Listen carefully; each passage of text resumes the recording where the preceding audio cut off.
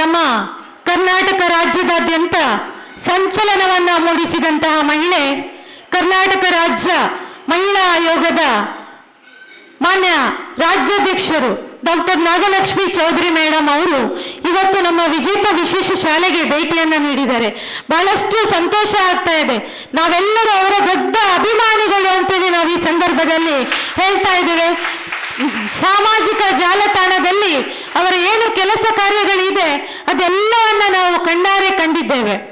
ಬಹಳಷ್ಟು ಒಂದು ಮಾತೃ ಹೃದಯ ಇದ್ದುಕೊಂಡು ಎಲ್ಲರ ಒಂದು ಕಷ್ಟಗಳಿಗೆ, ಅದರಲ್ಲೂ ಹೆಚ್ಚಾಗಿ ಮಹಿಳೆಯರ ಒಂದು ಏನು ಕಷ್ಟ ಇದೆ ಅದಕ್ಕೆ ಮನ ಮಿಡಿಯುವಂತಹ ಒಂದು ಮಾತೃ ಹೃದಯ ಡಾಕ್ಟರ್ ನಾಗಲಕ್ಷ್ಮಿ ಚೌಧರಿ ಮೇಡಮ್ ಅವರಿಗೆ ನಮ್ಮೆಲ್ಲರ ಪರವಾಗಿ ಈ ಸಂಸ್ಥೆಗೆ, ದೇವರ ಮಕ್ಕಳ ಈ ದೇಗುಲಕ್ಕೆ ಪ್ರೀತಿಪೂರ್ವಕವಾಗಿ ಸ್ವಾಗತಿಸ್ತಾ ಇದ್ದೇವೆ.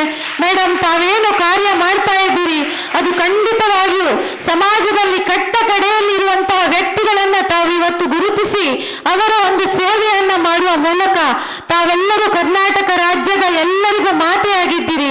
ತಮಗೆ ಈ ಸಂದರ್ಭದಲ್ಲಿ ನಮ್ಮೆಲ್ಲರ ಪರವಾಗಿ ಹೃತ್ಪೂರ್ವಕವಾದ ಅಭಿನಂದನೆಗಳನ್ನ ಅರ್ಪಿಸ್ತಾ ಇದ್ದೇವೆ. ನಾವು ಇವತ್ತು ತಮ್ಮನ್ನು ನಮ್ಮ ಕರ್ನಾಟಕ ರಾಜ್ಯ ಸರ್ಕಾರದ ಮಹಿಳಾ ಮತ್ತು ಮಕ್ಕಳ ಕಲ್ಯಾಣ ಇಲಾಖೆಯ ಸಚಿವರಾಗಿ ನಾವು ನಿಮ್ಮನ್ನ ನೋಡ್ಲಿಕ್ಕೆ ತುಂಬಾ ಇಚ್ಛೆ ಪಡ್ತೇವೆ. ಇವತ್ತು ನಮ್ಮ ದುಃಖಗಳು, ಕರ್ನಾಟಕ ರಾಜ್ಯದಲ್ಲಿ ವಿಶೇಷ ಶಾಲೆಗಳು ಬಹಳಷ್ಟಿದೆ. ಇದರಲ್ಲಿ ಸುಮಾರು 5,000ಕ್ಕಿಂತಲೂ ಹೆಚ್ಚಿನ ಮಹಿಳಾ ಸಿಬ್ಬಂದಿಯವರು ಇಲ್ಲಿ ಕೆಲಸವನ್ನ ಮಾಡ್ತಾ ಇದ್ದಾರೆ. ನಮ್ಮ ಬೇಡಿಕೆಗಳು, ನಮ್ಮ ಕೂಗುಗಳು ಬಹಳಷ್ಟು. ಕಳೆದ 4 ತಿಂಗಳ ಹಿಂದೆ ನಾವು ಬೆಂಗಳೂರಿನಲ್ಲಿ ಒಂದು ದೊಡ್ಡ ಮಟ್ಟದ, ರಾಜ್ಯ ಮಟ್ಟದ ಒಂದು ಮುಷ್ಕರವನ್ನು ಮಾಡಿದ್ವಿ. ಸುಮಾರು 3,500 ಜನ ಮಹಿಳೆಯರು, ಎಲ್ಲ ಶಿಕ್ಷಕೇತರ ಸಿಬ್ಬಂದಿ ವರ್ಗದವರು ನಾವೆಲ್ಲರೂ ಸೇರಿಕೊಂಡು ನಮ್ಮ ಒಂದು ಬೇಡಿಕೆಯನ್ನ ಸರ್ಕಾರದ ಗಮನಕ್ಕೆ ತರಬೇಕು ಅಂತ ಪ್ರಯತ್ನವನ್ನ ಮಾಡಿದಾಗ ನಮ್ಗೆ ತುಂಬಾ ನಿರಾಶೆ ಆಗಿದೆ. ತುಂಬಾ ಅಂದ್ರೆ ತುಂಬಾ. ನಾವು ಈ ಸಂದರ್ಭದಲ್ಲಿ ಮಾನ್ಯ ಹಾಲಪ್ಪ ಬಸಪ್ಪ ಆಚಾರ್ಯ ಅವರನ್ನ ನೆನಪಿಸಲಿಕ್ಕೆ ಇಷ್ಟಪಡ್ತೇವೆ. ಅವರ ಸಂದರ್ಭದಲ್ಲಿ ನಮ್ಮ ಗೌರವಧನ ಏರಿಕೆ ಆಗಿದೆ. ಆ ನಂತರ ಬಹಳಷ್ಟು ಮಹಿಳಾ ಸಚಿವರು ಈ ಇಲಾಖೆಗೆ ಬಂದರೂ ಕೂಡ ನಮ್ಮ ಬೇಡಿಕೆ ಇಲ್ಲಿವರೆಗೆ ಈಡೇರಲಿಲ್ಲ ಅಂತ ಹೇಳುವಂಥದ್ದು ಬಹಳಷ್ಟು ಒಂದು ದುಃಖಕರವಾದಂತಹ ವಿಚಾರ. ಆದ್ರಿಂದ ನಾನು ಈ ಸಂದರ್ಭದಲ್ಲಿ ಡಾಕ್ಟರ್ ನಾಗಲಕ್ಷ್ಮಿ ಮೇಡಮ್ ಅವರ ಹತ್ರ ವಿನಂತಿಸುವುದೇನಂತ ಹೇಳಿದ್ರೆ, ವಿಶೇಷ ಶಾಲೆಗಳು ಇಲ್ಲಿ ನಾವೆಲ್ಲರೂ ಮಾನಸಿಕ ಭಿನ್ನ ಸಾಮರ್ಥ್ಯದ ಮಕ್ಕಳು, ಬೇರೆ ಬೇರೆ ರೀತಿಯ ದಿವ್ಯಾಂಗ ಮಕ್ಕಳಿಗೆ ನಾವು ಸೇವೆಯನ್ನ ಮಾಡ್ತಾ ಇದ್ದೇವೆ. ಈ ಕ್ಷೇತ್ರದಲ್ಲಿ ಸೇವೆಯನ್ನ ಮಾಡಲಿಕ್ಕೆ ಮುಂದೆ ಬರುವಂತವರು ಬಹಳಷ್ಟು ಕಡಿಮೆ. ಹೆಚ್ಚಿನವರು ಮಹಿಳೆಯರೇ ಇದ್ದಾರೆ. ತುಂಬಾ ಒಂದು ಪೇಷನ್ಸ್ ಕೂಡ, ತಾಳ್ಮೆ ಕೂಡ ಬೇಕು. ಈ ಕ್ಷೇತ್ರದಲ್ಲಿ ಸೇವೆ ಸಲ್ಲಿಸಬೇಕಿದ್ರೆ ಸೇವಾ ಮನೋಭಾವನೆ ಕೂಡ ಬೇಕು. ಇವತ್ತು ಈ ಕ್ಷೇತ್ರದಲ್ಲಿ ಸೇವೆ ಸಲ್ಲಿಸುತ್ತಿರುವಂತಹ ಎಲ್ಲರೂ ಕೂಡ ಶಿಕ್ಷಕರು, ಶಿಕ್ಷಕೇತರರು ಅತ್ಯಲ್ಪ ಗೌರವಧನದಲ್ಲಿ ತಮ್ಮ ಜೀವನವನ್ನು ನಿರ್ವಹಿಸಲಿಕ್ಕೂ ಸಾಧ್ಯ ಇಲ್ಲ. ಇವತ್ತು ಬಹಳಷ್ಟು ಕೇಸ್ಗಳು ನಮ್ಮಲ್ಲಿ ಆಯಿತು. ನಮ್ಮ ಶಿಕ್ಷಕರು, ಶಿಕ್ಷಕೇತರರು ಆಕ್ಸಿಡೆಂಟ್ ಆದಾಗ, ಹುಷಾರಿಲ್ಲದಾಗ ತುಂಬಾ ನಮ್ಮ ಗುಂಪುಗಳಲ್ಲೆಲ್ಲ ಮನವಿಯನ್ನ ಮಾಡ್ತಾರೆ. ನಮಗೆ ದುಡ್ಡು ಬೇಕು, ನಮ್ಮ ಹತ್ರ ದುಡ್ಡಿಲ್ಲ, ನಮಗೆ ಆರ್ಥಿಕ ನೆರವನ್ನ ನೀಡಲಿಕ್ಕೆ ಎಲ್ಲರ ಹತ್ರ ಭಿಕ್ಷೆ ಬೇಡಿದ ರೀತಿಯಲ್ಲಿ ನಮ್ಮ ಜೀವನ ಸಾಗ್ತಾ ಇದೆ ಅಂತ ಹೇಳಿದ್ರೆ ಬಹಳಷ್ಟು ಒಂದು ದುಃಖಕರ.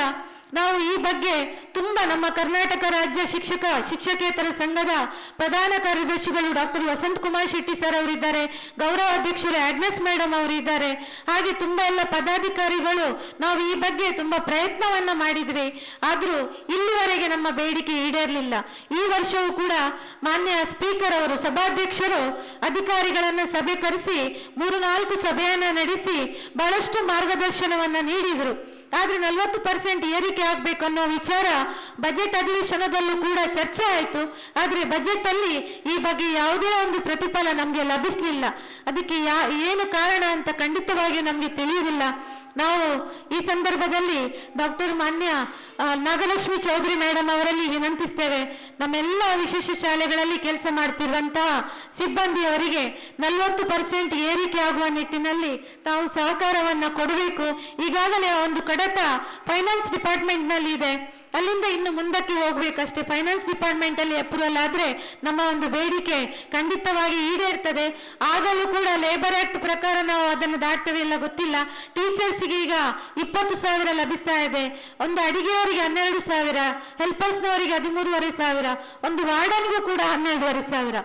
ಈ ರೀತಿ ಬಹಳಷ್ಟು ಅತ್ಯಲ್ಪ ಧನದಲ್ಲಿ, ಅದು ಕೂಡ ಸ್ವಲ್ಪ ಏರಿಕೆ ಆದದ್ದು ಹಾಲಪ್ಪ ಬಸಪ್ಪ ಆಚಾರ್ಯ ಸರ್ ಅವರು ಇರುವಾಗ.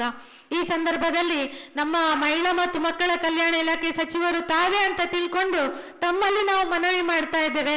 ನಿಮಗೆ ಆ ಒಂದು ಶಕ್ತಿ ಖಂಡಿತ ಇದೆ, ನಿಮಗೆ ಅಂತಹ ಒಂದು ಶಕ್ತಿ ಇದೆ. ಆ ಶಕ್ತಿಯನ್ನ, ನಿಮ್ಮ ಇಚ್ಛಾಶಕ್ತಿಯನ್ನ ನಾವು ಕಂಡಿದ್ದೇವೆ. ನಮ್ಮ ಮನವಿಯನ್ನ ಸ್ವೀಕರಿಸಿ ನಮ್ಮ ಬೇಡಿಕೆಗೆ ತಾವು ಸ್ಪಂದನೆಯನ್ನ ನೀಡಬೇಕು ಅಂತೇಳಿ ಈ ಸಂದರ್ಭದಲ್ಲಿ ಎಲ್ಲ ಕರ್ನಾಟಕ ರಾಜ್ಯದ ವಿಶೇಷ ಶಾಲೆಗಳ ಪರವಾಗಿ ತಮ್ಮಲ್ಲಿ ವಿನಮ್ರಪೂರ್ವಕವಾಗಿ ಮನವಿಯನ್ನ ಮಾಡಿಕೊಂಡು ಈ ಶಾಲೆಗಳನ್ನು ನಡೆಸುವಂಥದ್ದು ತುಂಬಾ ಕಷ್ಟ. ಈಗಾಗಲೇ ಕರ್ಕೊಂಡು ಹೋಗಿ ಅವರನ್ನು ಹೊರಗೆ. ಅಲ್ಲಿ ನಮ್ಮ ಇಲಾಖೆಗೆ ಅನುದಾನ ಲಭಿಸ್ತಾ ಇದೆ, ಅದು ನಮ್ಮ ಡಿಪಾರ್ಟ್ಮೆಂಟ್ ಮೂಲಕ, ಬೆಂಗಳೂರು ಹೆಡ್ ಆಫೀಸ್ ಮೂಲಕ ನಮಗೆ ಬರ್ತಾ ಇತ್ತು. ಈ ವರ್ಷದಿಂದ ಆದೇಶ ಆಗಿದೆ, ಅದು ಜಿಲ್ಲಾ ಪಂಚಾಯತ್ ಮೂಲಕ ನಮಗೆ ಅನುದಾನ ಸಿಗುವಂತ ರೀತಿಯಲ್ಲಿ. ಆದ್ರೆ ಈಗಾಗಲೇ ಹೋದ ವರ್ಷ ಏನು ಬಜೆಟ್ ಕೊಟ್ಟಿದ್ದಾರೆ ಅದರ ಒಂದು 20% ಅನುದಾನ ಕೂಡ ಎಲ್ಲ ಜಿಲ್ಲೆಗಳಿಗೆ ಬಿಡುಗಡೆ ಆಗಿಲ್ಲ. ತುಂಬಾ ಅನುದಾನ ಬರಬೇಕಿದೆ, ಲಾಸ್ಟ್ ಇಯರ್ಗೆ ಹೋಲಿಸಿದ್ರೆ ತುಂಬಾ ಅನುದಾನ ಬರಬೇಕಿದೆ.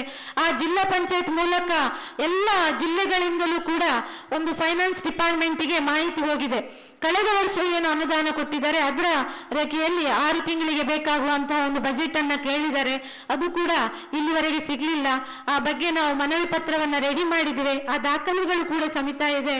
ಅದನ್ನು ಕೂಡ ಎಲ್ಲ ಜಿಲ್ಲೆಗಳಿಗೆ ಆ ಒಂದು ಏನು ಈಗ ಆಲ್ರೆಡಿ ಸಿಗ್ತಾ ಇದ್ದಂತಹ ಅನುದಾನವನ್ನ ಶೀಘ್ರವಾಗಿ ಬಿಡುಗಡೆ ಮಾಡಿದ್ರೆ ನಮ್ಮೆಲ್ಲ ಶಿಕ್ಷಕರಿಗೆ ಒಂದು ಕಾಲಕ್ಕೆ ಸರಿಯಾಗಿ, ತಿಂಗಳಿಗೆ ಸರಿಯಾಗಿ ನಾವೇನು ಗೌರವಧನ ಪಾವತಿ ಮಾಡ್ತಾ ಇದ್ದೇವೆ ಅದನ್ನ ಪಾವತಿಸ್ಲಿಕ್ಕೂ ಕೂಡ ಸಹಕಾರಿಯಾಗ್ತದೆ. ಈಗಾಗಲೇ ನಾವು ತುಂಬಾ ಅನುಭವಿಸಿದ್ದೇವೆ. 6 ತಿಂಗಳು 8 ತಿಂಗಳು ಸ್ಯಾಲ್ರಿ ಇಲ್ಲದೆ 8 ತಿಂಗಳ ನಂತರ ಗ್ರಾಂಟ್ ಬಂದದ್ದು ಕೂಡ ಇರ್ತದೆ ಕೆಲವು ಸಲ. ಆದ್ರೂ ನಮ್ಮ ಉಡುಪಿ ಜಿಲ್ಲೆಯಲ್ಲಿ ಆದಷ್ಟು ಬೇಗನೆ ಬಂದಿದೆ, ಅಧಿಕಾರಿಗಳು ಕೂಡ ಒಳ್ಳೆಯ ಒಂದು ಸಹಕಾರವನ್ನ ಕೊಟ್ಟಿದ್ದಾರೆ. ಆದ್ರೂ ತುಂಬಾ ವಿಳಂಬವಾಗಿ ಅನುದಾನಗಳು ಬರೋದ್ರಿಂದ ಏನು ಅತ್ಯಲ್ಪ ಗೌರವಧನ ಪಡಿತಾ ಇದ್ದೇವೆ ಅದರಲ್ಲೂ ಕೂಡ ಜೀವನ ಮಾಡ್ಲಿಕ್ಕೆ ನಮ್ಗೆ ಕಷ್ಟ. ಅದು ಕೂಡ ಆ ಅನುದಾನ ಬೇಗ ಕಾಲಕ್ಕೆ ಸರಿಯಾಗಿ ಲಭಿಸದಿದ್ರೆ ತುಂಬಾ ಕಷ್ಟ ಆಗ್ತದೆ.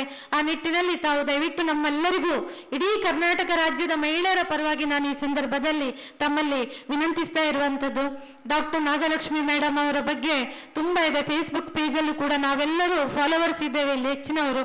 ಯಾರದ್ದೇ ಒಂದು ಕಂಪ್ಲೇಂಟ್ ಇರಲಿ ಅದನ್ನ ತಕ್ಷಣ ಅದಕ್ಕೆ ಪ್ರತಿಕ್ರಿಯಿಸಿ ಸಂಬಂಧಪಟ್ಟ ಅಧಿಕಾರಿಗಳಿಂದ ಆ ಒಂದು ದೂರನ್ನ ಅದಕ್ಕೆ ಪರಿಹಾರ ಸಿಗುವವರೆಗೆ ಬಿಡುವುದಿಲ್ಲ ಈ ಮೇಡಮ್ ಅವರು.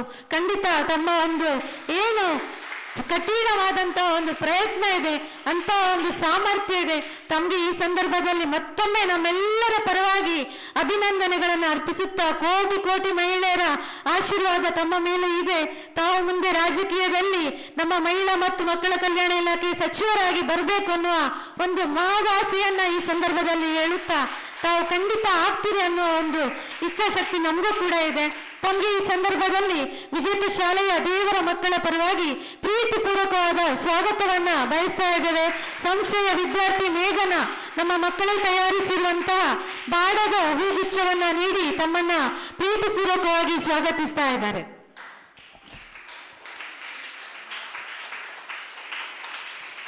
ವಿಜೇತ ವಿಶೇಷ ಶಾಲೆಯ ಗೌರವಾಧ್ಯಕ್ಷರು ಶ್ರೀಯುತ ಉದಯ್ ಶೆಟ್ಟಿ ಮುನಿಯಾಲ್ ಅವರು ಈ ಸಂಸ್ಥೆಯ ಬೆನ್ನೆಲುಬು.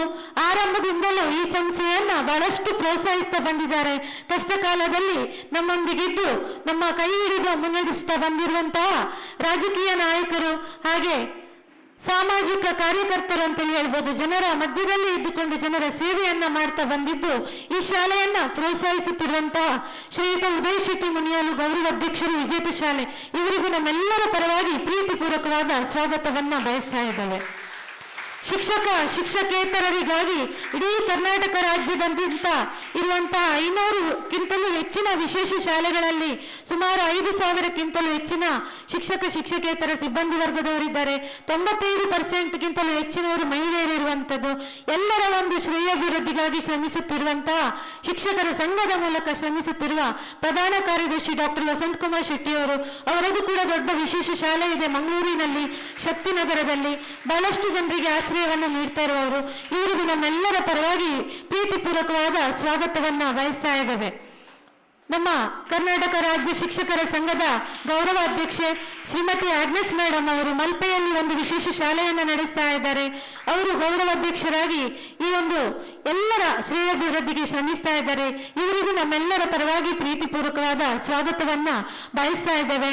ಅದೇ ರೀತಿ ನಮ್ಮ ಜಿಲ್ಲಾ ವಿಕಲಚೇತನರ ಸಬಲೀಕರಣ ಅಧಿಕಾರಿಗಳಾಗಿರುವಂತಹ ಶ್ರೀಮತಿ ರತ್ನ ಮೇಡಮ್ ಅವರು ಎಲ್ಲ ವಿಶೇಷ ಶಾಲೆಗಳ ಸಮಸ್ಯೆಗಳಿಗೆ ಶೀಘ್ರವಾಗಿ ಸ್ಪಂದಿಸಿ ಅವರಿಂದಾಗುವ ರೀತಿಯಲ್ಲಿ ನಮ್ಮೆಲ್ಲ ಸಮಸ್ಯೆಗಳಿಗೆ ಸ್ಪಂದಿಸಿ ಪರಿಹಾರವನ್ನ ನೀಡಲಿಕ್ಕೆ ಅವರು ಪ್ರಯತ್ನವನ್ನ ಮಾಡ್ತಾ ಇದ್ದಾರೆ.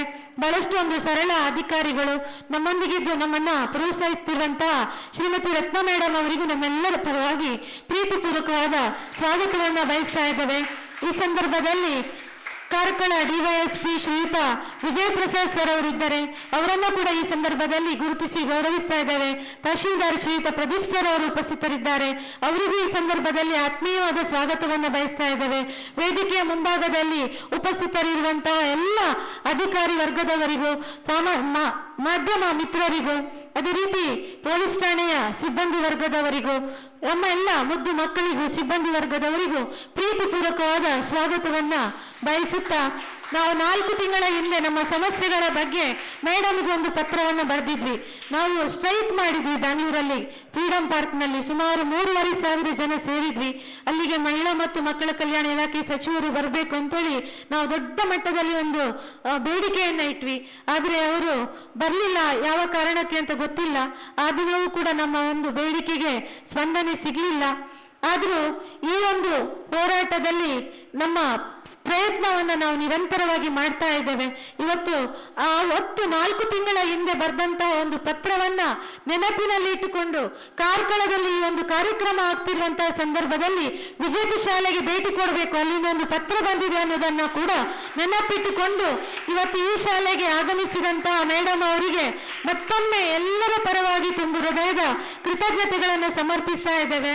ಮೇಡಮ್, ನಮ್ಮ ಇಲಾಖೆಗೆ ಸಿಗುವಂತಹ ಅನುದಾನಗಳು ಕಾಲಕಾಲಕ್ಕೆ ಸಿಗುವಂತಾಗ್ಲಿ, ನಮ್ಮ ಶಿಕ್ಷಕೇತರರಿಗೆ ಅವರ ಜೀವನವನ್ನು ನಡೆಸುವಷ್ಟಾದರೂ ಸಾಮಾನ್ಯ ವೇತನವಾದರೂ ಕನಿಷ್ಠ ವೇತನವಾದರೂ ನಮ್ಮ ಎಲ್ಲ ಒಂದು ಸಿಬ್ಬಂದಿಗಳಿಗೆ ಲಭಿಸುವಂತಾಗಲಿ ಅಂತೇಳಿ ಈ ಸಂದರ್ಭದಲ್ಲಿ ಮತ್ತೊಮ್ಮೆ ತಮ್ಮಲ್ಲಿ ಪ್ರಾರ್ಥಿಸುತ್ತಾ ತಾವು ಮುಖ್ಯಮಂತ್ರಿಯವರಿಗೆ ಈ ಬಗ್ಗೆ ಒಂದು ಮನವರಿಕೆಯನ್ನ ಮಾಡಬೇಕು ಅನ್ನುವುದಾಗಿ ತಮ್ಮಲ್ಲಿ ವಿನಂತಿಸುತ್ತಾ ಮತ್ತೊಮ್ಮೆ ಎಲ್ಲರಿಗೂ ತುಂಬು ಹೃದಯದ ಕೃತಜ್ಞತೆಗಳನ್ನ ಸಮರ್ಪಿಸುತ್ತಾ ಅವಕಾಶಕ್ಕಾಗಿ ಧನ್ಯವಾದಗಳು.